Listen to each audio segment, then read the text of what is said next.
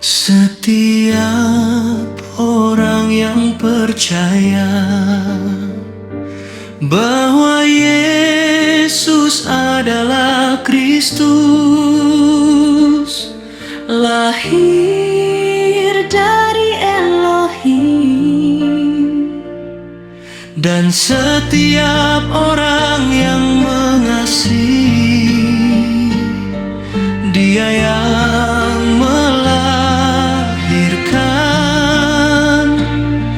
mengasihi juga Dia yang lahir daripadanya. Inilah tandanya bahwa kita mengasihi anak-anak Elohim, yaitu apabila kita mengasihi Elohim serta melakukan perintah-perintahnya.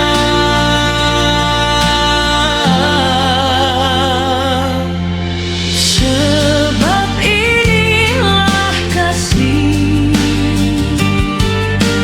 kepada Elohim, yaitu bahwa kita menuruti perintah-perintahnya.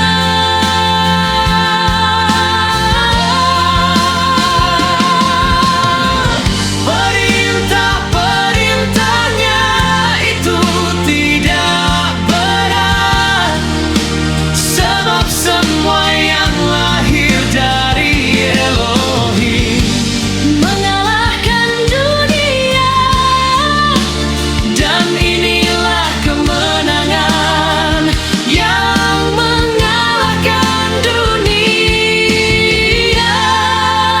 iman kita. Siapakah yang mengalahkan dunia? Selain daripada Dia yang percaya